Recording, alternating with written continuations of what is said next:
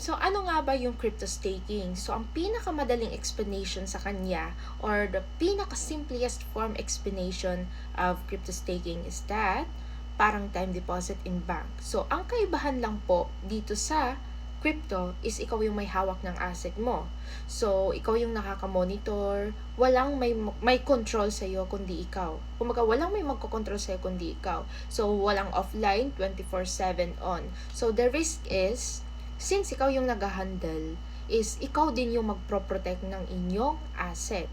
So, ang nangyayari naman dito is, katulad sa bank, you will lock it for a specific period of time. Example, pag linak mo ng 1 year, bibigyan kanila ng percent of profit.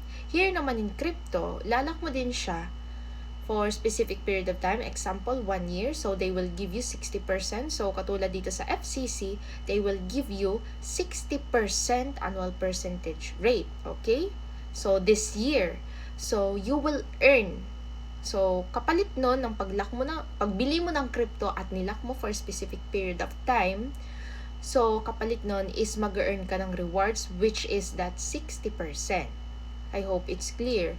So, every day magge-generate po yun ng earnings hanggang matapos ang inyong blockchain contract. At kapag tapos na yun, ma-unlock yung nabili mong coins, yung nabili mong crypto, at anytime pwede mo na siya i-sell into US dollar and peso. So, ganun po siya.